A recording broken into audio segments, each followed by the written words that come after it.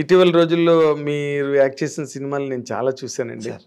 అంటే ఒక ముచ్చట ఏంటంటే మిమ్మల్ని స్క్రీన్ మీద చూస్తున్నప్పుడు మీరు ఏమాత్రం కూడా ఇబ్బంది పడకుండా తెచ్చి పెట్టుకున్నట్టుగా కాకుండా చక్కగా ఆ క్షణం నిజంగా ఆ పాత్రే గనక సజీవంగా వస్తే ఎలా మాట్లాడుతుంది అనే ఒక సజావుతనం, ఆ సరళత అవన్నీ మీ పెర్ఫార్మెన్స్లో చాలా బాగుంటాయండి.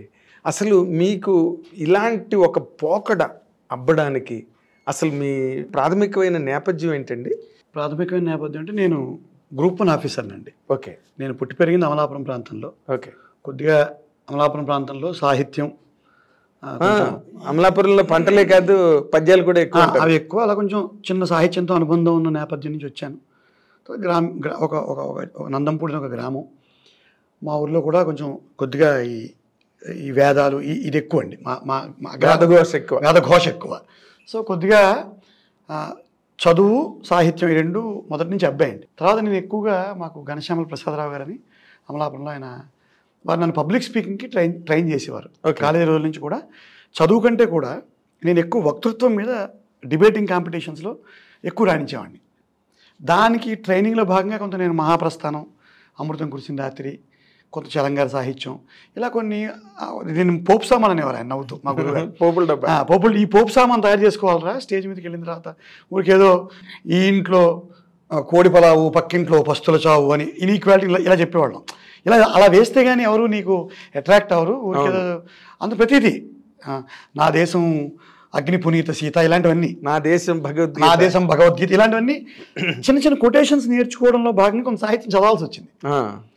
తర్వాత బీఎస్సీ చదువుకున్న తర్వాత అమలాపురంలో నేను సివిల్ సర్వీసెస్ 4 సార్లు రాసి 4 సార్లు ఇంటర్వ్యూకి వెళ్ళి ఇంటర్వ్యూలో పోగొట్టుకున్నాను.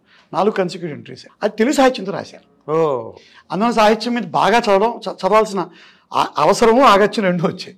అవకాశం కూడా. తర్వాత గ్రూప్ 1 సర్వీసెస్, అక్కడ నేను డిస్ట్రిక్ట్ పంచాయతీ ఆఫీసర్గా రాష్ట్రంలో 16 ర్యాంక్ తోటి జాయిన్ అయ్యి అక్కడి నుంచి నేను అంచెలంచెలుగా ఎదుగుతూ లాస్ట్లో ప్రాజెక్ట్ డైరెక్టర్ డిఆర్డిఏగా ఉండగా సినిమా అవకాశం వచ్చింది. అయితే గవర్నమెంట్ సర్వీస్లో ఉండగా అన్ని కల్చరల్ యాక్టివిటీస్ ప్రభుత్వం నాతో చేయించేది. అక్కడ నాకు అందరితో పరిచయాలు. ఒక శివమణి, ఒక ఇళయరాజా గారు, ముఖ్యంగా బాలసుబ్రహ్మణ్యం గారు 2 సార్లు తీసుకొచ్చాను ఆయన. ఇలాగ అందరితో. తర్వాత వారికి ఏమైనా అవార్డ్స్ ఇప్పించడం, అలాగే నేను ఇప్పుడు ఉగాది పురస్కారాలు వైజాగ్లో ఇవ్వాలి, నన్ను కల్చరల్ అంబాసిడర్గా పెట్టుకునేవారు ఓ రకంగా. అంటే మిగతా ఆఫీసర్లకి రాదు అని కాదు, కానీ ఒక రవ్వ నేను చురుగ్గా ఉండడంతో ఒక ఇంత నాకు అవకాశం ఇచ్చేవారు. ప్లస్ నేను చేసిన అన్ని ఉద్యోగాలు, ఒక 23 సంవత్సరాలు ప్రభుత్వంలో ఉన్నానండి. 23 సంవత్సరాల్లో ప్రతిరోజు కామన్ మ్యాన్తో సంబంధం ఉన్న ఉద్యోగమేనది.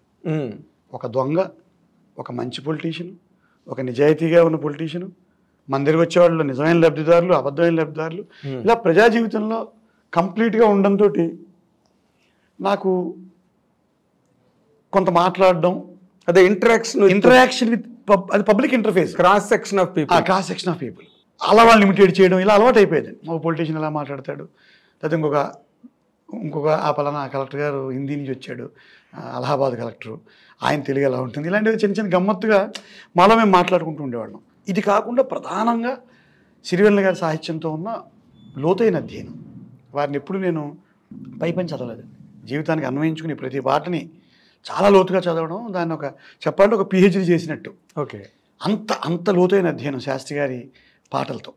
తర్వాత శివానందమూర్తి గారు అని వారు మాకు ఒక స్పిరిచువల్ గురువు, అదే వైజాగ్ భీమినిపట్నం రాజ్ కందుకూరి గారి నాన్నగారు. వారు వెన్నంటి నడిపిస్తున్నారేమో అనిపిస్తుంది.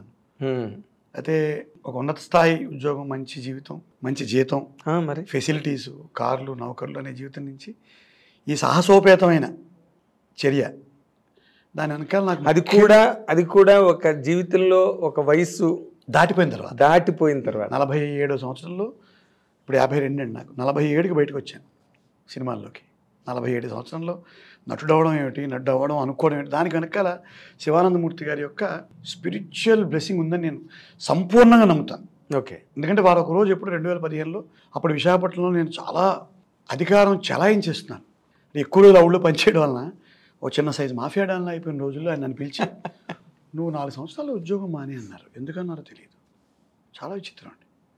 ఇలా ఉంటాయా డివైన్ ప్యాటర్న్స్, ఇలా ఉంటాయా? నువ్వు ఉద్యోగం మాని 4 సంవత్సరాల్లో. నా భార్యకి చెప్పారు, నువ్వు అడ్డుపడకు శ్రీనివాస్కి, ఎందుకంటే సఫరర్ తనే. ఒక జిల్లాధికారి ఉన్నతాధికారి భారీగా ఉండి మీరన్నట్టు పోనీ చిన్న వయసు కాదు, నాకు 47, ఆవిడ 45, హైదరాబాద్ వచ్చి పొట్ట చేత పట్టుకొచ్చినట్టే. అంతేగా, ఏదో ఉద్యోగం చేసాం కానీ 4 రాళ్ళు వెనకేసుకున్నాం. అదేలే వచ్చి ఇక్కడికి వచ్చి నువ్వు మళ్ళీ ఎన్నాళ్ళు ఉంటే 4 4 రాళ్ళు.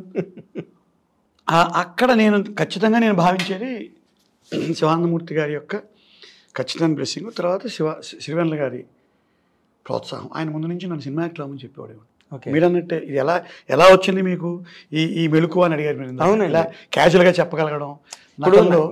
థియేటర్ నుంచి వచ్చిన వాళ్ళకి ఎంతో కొంత నాటకీయత ఉంటుంది. అవునండి. ఇప్పుడు ఎంఎస్ నారాయణ గారు కానీ, ధర్మవరం సుబ్రహ్మణ్యం గారు కానీ, ఏవిఎస్ కానీ ఫర్ దట్ మ్యాటర్, వీళ్ళందరూ కూడా ఒక్క తనికెళ్ళ భరణి గారిని, కోట శ్రీనివాసరావు గారిని తీసి పక్కన పెట్టేస్తే వాళ్ళు ఎక్సెప్షన్స్. థియేటర్ నుంచి వచ్చిన వాళ్ళు ఆ నాటకీయత ఉండదు. ఎంత న్యాచురల్గా ఉంటుందో వాళ్ళ డైలాగ్ డెలివరీ కానీ, ఆ బాడీ లాంగ్వేజ్ కానీ. ఇప్పుడు ఎంఎస్ నారాయణ గారు, ధర్మవరపు, ఏవిఎస్ వీళ్ళందరూ కూడా చాలా క్యాజువల్గా. అవునండి. అలాగే మీలో నాకు అది అంటే నేను 2 కారణాలు సార్. ఫస్ట్ నాకు అంటే నన్ను సినిమా ఇండస్ట్రీకి ఫస్ట్ తీసుకొచ్చింది ఈ ఉద్యోగం నుంచి కళ్యాణ్ కృష్ణ గారని మన రారండే వేడుక చూద్దాం అనే సినిమాలో ఒక చిన్న వేషం ఇచ్చారు. రారండే వేడుక చూద్దాం అన్నపూర్ణ వారి సినిమా. ఓకే. సో నన్ను ఫస్ట్ ఇంట్రడ్యూస్ చేసింది అన్నపూర్ణ ప్రొడక్షన్స్. సుప్రియ గారు, ఆవిడకి ఇప్పటికి కూడా నేను థ్యాంక్స్ చెప్తూనే ఉంటాను మెసేజ్లో. కళ్యాణ్ కృష్ణ గారు కూడా. అయితే సంస్థ అంటే ఎందుకో నాకు సరదాగా అనిపిస్తుంది. చాలా చిన్న వేషం, అలా కనిపించడం. బట్ అరంగేట్రం మాత్రం అదే. తర్వాత అసలు నిజంగా వేషం అంటే మహానుభావుడు అనే సినిమాలో మారుతి గారు ఇచ్చారు. ఓకే. సో ఆయన ఆది గురువు ఓ రకంగా. తర్వాత అందరూ గురువులు అయిపోయారు. ఇంకా అక్కడి నుంచి ప్రతి వాళ్ళు నాకు కళ్యాణ్ కృష్ణ గారు మళ్ళీ నేల టికెట్ సినిమా ఇచ్చారు. మారుతి గారు ఓ రకంగా మారుతి గారు కనబాబు తమ్ముడే. అవునండి, కనబాబు తమ్ముడు. కనబాబు కూడా నాకు మంచి స్నేహితులు. వారి తమ్ముడు సురేష్ అని ఒక ఆయన ఈనాడు జర్నలిస్ట్ ఉన్నారు. వాళ్ళందరూ నాకు ఫ్రెండ్స్ అండి. అలాగేదో ఒక తెరంగేటం జరిగింది. నేనేం ఐ వాజ్ నాట్ సీరియస్. తర్వాత మళ్ళీ పర్సూ చేయలేదు. మళ్ళీ సడన్గా ఇంకోసారి ఎప్పుడో మారుతి గారి ద్వారా మహానుభావుడు సినిమా వచ్చింది. చూస్తే దాంట్లో గడ్డాన్ని పెంచమన్నారు. ఏదో ఎక్కడో హిందీ నుంచి విలన్లా తయారు చేశారు నాకు. ఫీచర్స్ అవి బాగుంటాయి కాబట్టి గడ్డం పెంచుకుంటూ ఇలా కూర్చుని అది ఒక మైనర్ బాబు వేషం. ఓకే. గోదావరి జిల్లా భాష సునాయాసంగా చేస్తే ఆ రోజు మారుతి గారు చాలా ప్రైజ్ చేసి మీకు భవిష్యత్తు ఉంది సార్ అన్నాడు. నేను మర్చిపోయాను, సినిమా మానేశాను, మళ్ళీ వైజాగ్ వెళ్ళిపోయాను. ఊరికే 2 రోజులు వచ్చి చేసి వెళ్ళాను సార్. ఓకే. అంతే. నేను నటుడు అవ్వాలని కానీ, నేను అది కెరీర్ పర్సూ చేయాలని కానీ అంటే ఈషన్ మాత్రం నా మనసులో లేదు. ఓకే. గురుగారు చెప్పుండొచ్చు కాక ఆయన మానేమన్నారు కానీ ఉద్యోగం సినిమా యాక్టర్ అవ్వని చెప్పలే గురుగారు. అవును, ఎందుకు మానేమన్నారో తెలియదు కదా. ఉద్యోగం మానే అన్నారు. నెక్స్ట్ ఇలాగే జరుగుతుంటే మళ్ళీ నేల టికెట్ ఇచ్చారు. కాదు ఇప్పుడు మీరు ఏదో మీరు అన్నట్టు ఈషన్ మాత్రం కూడా నాకు లేదు, మళ్ళీ వైజాగ్ తిరుగుముఖం పట్టాను అంటే ఉద్యోగంలో ఉండగానే వచ్చాను సార్. అదే కదా, 2 రోజులు మళ్ళీ వెనక్కి వెళ్ళిపోయాను. కాదు ఉండగలిగారండి ఉద్యోగంలో. ఈ రంగు పడిన తర్వాత ఏదో ఏవిఎస్ గారి డైలాగులో రంగు పడుద్ది అని అన్నట్టుగా కాదు, పీక్ పీరియడ్ అండి. అప్పుడు గవర్నమెంట్ చాలా ఎక్కువ యాక్టివిటీస్ చేస్తున్నారు వైజాగ్లో. సో నేను 2017, 18 అండి మొన్ననే 17, 18, 19 ఆ 3 ఏళ్ళు విపరీతం వర్క్ ఉంది గవర్నమెంట్లో.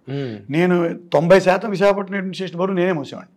సో నేను బుద్ధిగా వెనక్కి వెళ్ళిపోవడం, ఉద్యోగం చేసుకోవడం, ఇదేమో నన్ను పెద్ద ఇన్ఫ్లుయెన్స్ చేయలేదు. అంత ఏమైనా అయితే ఎప్పుడు చూసుకుని టీవీలో వస్తున్న ఆనందంగా ఉండేది. ఇప్పుడు ఉన్నటువంటి టీవీ పెడితే మహానుభావుడు సినిమా వేస్తే టక్కన మనం కనిపించేవాళ్ళం 4-5 పెద్ద సీన్లు. ఆ తర్వాత మళ్ళీ మార్పు అరవింద్ గారి రూపంలో.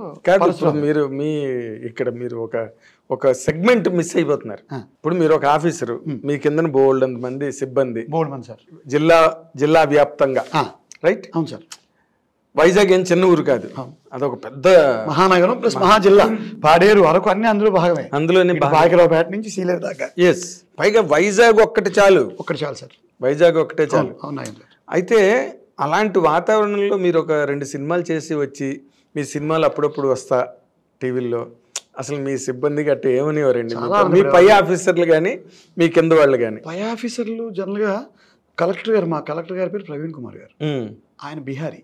ఓకే. ఆయన బాగా ఎంకరేజ్ చేశారు. చాలా అంటే చాలా. ఇంకా అంతకంటే పై ఆఫీసర్ దగ్గరికి వెళ్తే ఇష్యూ వస్తుంది. ఎందుకంటే నేను యాక్చువల్ అంటే గవర్నమెంట్ పర్మిషన్ తీసుకోవాలి. కరెక్ట్. కలెక్టర్ పర్మిషన్ కాదు, గవర్నమెంట్ పర్మిషన్ తీసుకోవాలి. బికాజ్ ఆమె గ్రూప్ 1 ఆఫీసర్. ఒక జీవో ఇవ్వాలి నా మీద. అయితే అప్పుడు ఏంటంటే కలెక్టర్ గారు దానికి ఒక షార్ట్ కట్ కనిపెట్టాడు. ఆయన పర్మిషన్ ఇచ్చేసి గవర్నమెంట్కి రాటిఫికేషన్ రాసేవాడు. కలెక్టర్ ఇస్తే ఆయన ప్రశ్నించేవాళ్ళు ఎవరు? ఓకే. ఆ రకంగా నాకు లీవ్లు ఇవ్వడం కానీ అలా ఒక 2.5 సంవత్సరాలు నేను అంటే అప్పుడు నన్ను సినిమా యాక్టర్గా కూడా నేను కన్సిడర్ చేయను. మళ్ళీ చాలా పెద్ద ఉద్యోగాలు చేసుకునేవాడు. మళ్ళీ విపరీతమైన వర్క్. షూటింగ్ని ఒకరోజు సాయంత్రం వెళ్ళిపోయి హైదరాబాద్ నుంచి టక్కని ఎక్కడో పాయకరాబాద్కి సీఎం వస్తున్నాడు. నేను ఎయిర్పోర్ట్ నుంచి అటు వెళ్ళిపోవడం, రాత్రి అక్కడే క్యాంపు, అక్కడే మళ్ళీ అరేంజ్మెంట్స్, మహిళా సంఘాలు, ఈ గోల్లో ఉండేవాడిని. సో తర్వాత అరవింద్ గారు గీత గోవిందం ఇచ్చారు ఉద్యోగంలో ఉండగానే. గీత గోవిందం కూడా బాగా ఆడింది. నేను చెప్పిన సీన్ ఇందాక గీత గోవిందంలోనే గీతగంధంలో ఏంటంటే వాళ్ళు మా హీరోని అనుమానిస్తూ ఉంటారు. చాలా ఇలా కూర్చుని క్యాజువల్గా లేచి పిచ్చారా మీకేమన్నా అని ఆయన ఏం జరిగింది బావగారు అంటారు. నాకు బావగారు ఏం లేదు బావగారు, రాత్రి అమ్మాయి బస్సులో వస్తుంటే ఎవడో పోకిరి అదో ఏడిపించేట, అది మీ పిల్లలే అని డౌట్ పడుతున్నారు మా వాళ్ళని ఒకటి. అప్పుడు అందరూ అన్నారు, నాకు మార్తాండ వెంకటేష్ గారు కాంప్లిమెంట్ ఇచ్చారు, ఇదేంటి ఇంత న్యాచురల్గా చెప్పేసారు ఏంటి డైలాగ్ అన్నాడు. నాకు నిజంగా అప్పుడు ఏంటంటే నిజంగా అప్పుడు చెప్పాలంటే సార్, నేను యాక్టర్ అవ్వాలని ఆలోచన లేదు. సో నాకు భయం లేదు. నేను ఒక జిల్లా అధికారిగా వస్తున్నాను, హోదాతో వస్తున్నాను, గర్వంగా వస్తున్నాను, చేసుకెళ్ళిపోతున్నాను. అసలు నొప్పి తెలియలేదు, కంగు దెబ్బలు. అందువల్ల నా క్యాజువల్ అప్రోచ్ అలవాటైంది. ఇప్పుడు ట్రైనింగ్ పరశురామ్ కానీ ఫస్ట్ సినిమాలు ఇచ్చిన పరశురాము, మారుతి, కళ్యాణ్ కృష్ణ చాలా న్యాచురల్ స్టైల్ వాళ్ళందరిది. మారుతి మీరు ఒక కొంచెం డ్రామా యాడ్ చేస్తే ఇంకా తిడతాడు, గురూజీ ఇంకా తగ్గించండి, ఇంకా క్యాజువల్గా చెప్పండి అంటాడు. సో అలా నాకు మొదటి గురువులు క్యాజువల్ అప్రోచ్ బ్యాచ్. తర్వాత అనిల్ రావుపూడి గారితో పరిచయం అయిందండి. ఆయన F2 వేషం ఇచ్చారు. అందులో ఒక పెళ్ళిళ్ళ పేర వేషం, చిన్న కామెడీ టైమింగ్ బాగుంటుంది. అప్పుడు ఇంకా మా కలెక్టర్ మారారు, నాకు సహాయం చేసే బిహారీ ప్రవీణ్ కుమార్ గారు మారిపోయారు. వస్తున్నాయని కూడా నాకు తెలుసున్నాయని మేనేజ్. అప్పటికి ఇంక పేపర్లో మీరు అన్నట్టు 9 సినిమాల దాకా అయిపోయాయి. ఒక చర్చ మొదలైంది, పేపర్లో ఎవరో రాస్తున్నారు.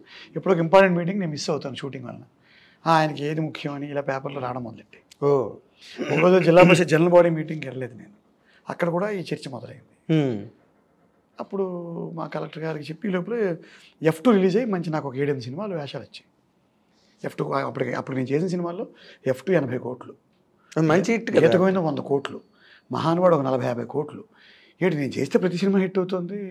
ఒక చిన్న సెంటిమెంట్లుగా ఒక చిన్నది కూడా స్ప్రెడ్ అయింది మెసేజ్. సో బాగుందని ఇంకా ధైర్యం చేసి 2019 జనవరి 20వ తారీఖు మా ప్రవీణ్ కుమార్ గారు ట్రాన్స్ఫర్ అయిన రోజు నేను లీవ్ పెట్టిన రోజు. ఓకే, అంతే సార్.